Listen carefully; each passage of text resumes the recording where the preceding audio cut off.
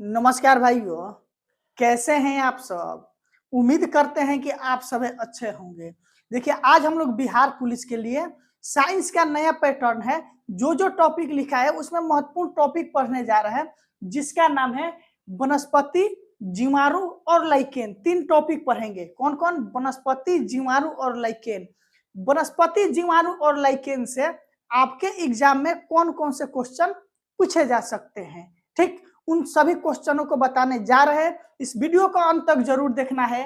और आपका जो बिहार पुलिस का एग्जाम 7 अगस्त से चालू होने जा रहा है, उसमें आपका इससे 2 से 3 प्रश्न जरूर पूछा जाएगा, क्योंकि जितना भी क्वेश्चन लेकर आए हैं ये सबका सब VVI क्वेश्चन है, नए पैटर्न पर आधारित है।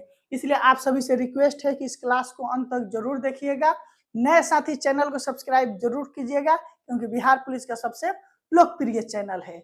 इसलिए आप सबसे रिक्वेस्ट है, 1 लाख सब्सक्राइबर पूरा किए हैं, इसके लिए आपको बहुत बहुत धन्यवाद। कल भी बोले थे, आज भी बोल रहे हैं, क्योंकि इतने कम समय में इतना बड़ा सब्सक्राइबर, वो भी प्लाई बोर्ड पे, बहुत कम ही लोग प्राप्त कर पाते हैं पढ़ाकर। चलिए अब हम क्लास को स्टार्ट करते हैं। बात नहीं करेंगे, साइंस डेली पढ़ाकर 30 तारीख तक उम्मीद है कि जीके आपका कंप्लीट कराएंगे। 1-2 दिन बढ़ सकता है साइंस में, साइंस पूर्ण रूप से कंप्लीट कराएंगे। दोपहर में आपका हिंदी या मैथ पढ़ाकर कंप्लीट कराएंगे। पहला है, वनस्पति विज्ञान का जनक किसे कहा जाता है? थियोफ्रेस्टस जो है, उन्हें वनस्पति विज्ञान का जनक कहा जाता है। क्वेश्चन पूछे आपसे बिहार पुलिस में कि वनस्पति विज्ञान का जनक किसे कहा जाता है, तो थियोफ्रेस्टस को वनस्पति विज्ञान का जनक बोला जाता है। शैवाल का अध्ययन क्या कहलाता है? फाइकोलॉजी जो होता है वो शैवाल का अध्ययन कहलाता है।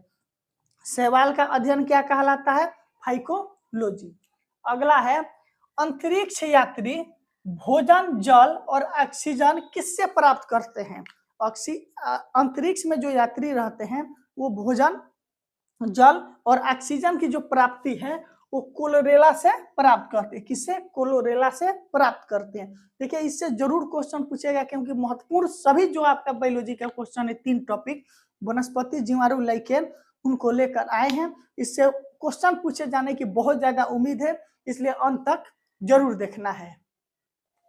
अगला है टीचर आयोड। कौन? टीचर आयोडीन किससे प्राप्त होता है? लेगिनेरिया से प्राप्त होता है। क्वेश्चन पूछे कि टीचर आयोडीन किससे प्राप्त होता है, तो लेगिनेरिया से आपका टीचर आयोडीन प्राप्त होता है। अगला है, कवक में भोजन जो होता है किससे प्राप्त होता है? ग्लाइकोजेन के रूप में। कवक में भोजन किस रूप में प्राप्त होता है, तो बोलिएगा कि ग्लाइकोजेन के रूप में। क्वेश्चन पूछे कवक में भोजन किस रूप में प्राप्त होता है, तो बोलिएगा ग्लाइकोजेन के रूप में। अगला है, कवक का अध्ययन क्या कहलाता है? माइकोलॉजी। कवक का अध्ययन क्या कहलाता है, तो बोलिएगा माइकोलॉजी जो आपका है वो कवक का अध्ययन कहलाता है। कवक का कोशिका भित्ति किससे बना होता है? काइटिन से। कवक का कोशिका भित्ति किससे बना होता है, तो बोलिएगा कि काइटिन से कवक का कोशिका भित्ति बना होता है। अगला है, कवक का उपयोग किसके लिए किया जाता है? डबल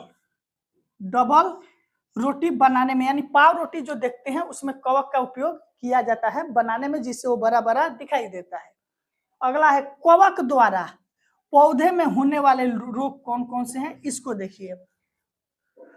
ठीक, सरसों का सफेद रस्ट ये किसके कारण होता है? कवक के द्वारा। क्वेश्चन आपसे पूछेगा कि कवक से कौन कौन से बीमारी पौधा में होता है, इसे जरूर क्वेश्चन पूछता है। सरसों का सफेद रस्ट किसके कारण होता है? कवक के कारण ये बीमारी होता है।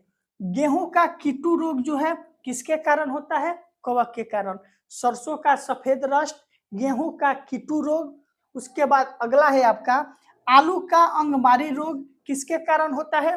कवक के कारण। आलू का अंगमारी रोग किसके कारण? कवक के कारण।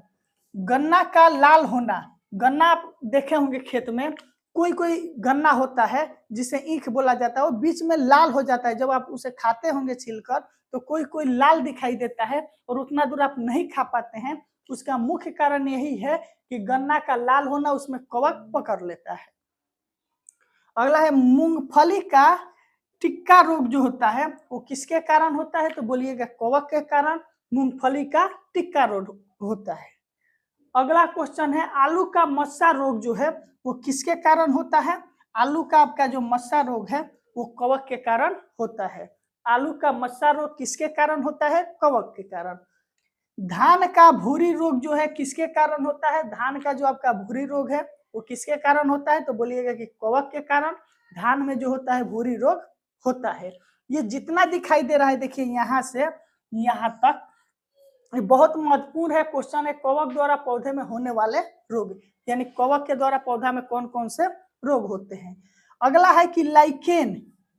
लाइकेन जो होता है वो कवक और शैवाल से मिलकर बना होता है। लाइकेन किससे बना होता है? कवक और शैवाल से मिलकर बना होता है। अगला है लाइकेन के जो अध्ययन होता है यानी लाइकेन के बारे में हम लोग जो जानकारी प्राप्त करते हैं उसे क्या कहते हैं? लाइकेनोलॉजी। लाइकेनोलॉजी, लाइकेन का अध्ययन लाइकेनोलॉजी कहलाता है। अगला क्वेश्चन आपका है कि वायु प्रदूषण। आप गाड़ी चलाते होंगे तो देखे होंगे कि वायु प्रदूषण बार बार चेक होता है, तो आखिर वायु प्रदूषण में किसका उपयोग होता है संकेत के रूप में? लाइकेन का उपयोग किया जाता है। वायु प्रदूषण के संकेत के रूप में किसका प्रयोग होता है? तो लाइकेन बोलिएगा। अगला है लिटमस पेपर जो होता है किसका बना होता है? लाइकेन का बना होता है। लिटमस पेपर किसका बना होता है? लाइकेन का बना होता है। लिटमस पेपर किसका बना होता है? तो बोलिएगा लाइकेन। अगला है लाइकेन का उपयोग किया जाता है औषधियां बनाने में। लाइकेन का उपयोग किसमें किया जाता है? औषधि बनाने में, यानी दवाई बनाने में भी किया जाता है। क्वेश्चन इससे बहुत ज्यादा पूछे जाने की उम्मीद है। जीवाणु की खोज किसने किया? ल्यूनहक के द्वारा 1883 ईस्वी में जीवाणु की खोज किया जाता है। इसी कारण जीवाणु का जो पिता है उसे ल्यूनहक को बोला जाता है। जीवाणु की खोज 1683 ईस्वी में ल्यूनहक के द्वारा किया जाता है। जीवाणु का पिता जो है फादर ल्यूनहक को बोला जाता है। अगला है रेबीज का टीका। दूध का पास्चुराइजेशन की खोज लुई पास्चर ने किया। उन्होंने एक नियत ताप बनाया, बोला कि इस ताप पर दूध को पास्चुराइज करने के बाद दूध पॉकेट में पैक किया जाता है जो ज्यादा समय तक चलता है। आप जब पॉकेट वाला दूध खरीदते होंगे तो उस पर लिखा होता है पास्चुराइज मिल्क, यानी पास्चुराइज दूध, इसी को बोला जाता है रेबीज का टीका। दूध का पास्चुराइजेशन किसने खोज किया? लुई पास्चर के द्वारा खोज किया जाता है। विषाणु की खोज पूछे तो इवान विस्को के द्वारा 1892 ईस्वी में विषाणु की खोज किया जाता है। अगला है अचार हो गया, मुरब्बा हो गया आदि को नमक से रखते हैं ताकि जीवाणु नष्ट हो जाता है। देखिए अचार और मुरब्बा में नमक इसलिए डाला जाता है ताकि उसमें जीवाणु नहीं पकड़े। जो भूरा भूरा देखिएगा पकड़ लेता है वो नहीं पकड़े।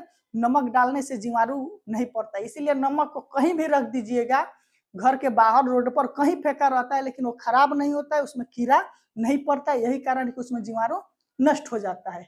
ये था आज का आपका महत्वपूर्ण टॉपिक वनस्पति विज्ञान, लाइकेन और जीवाणु से संबंधित। कोई भी प्रश्न है तो कमेंट करके जरूर पूछिएगा। क्लास पसंद पड़ा होगा तो वीडियो को ज्यादा से ज्यादा शेयर कीजिएगा। आज के लिए बहुत बहुत धन्यवाद।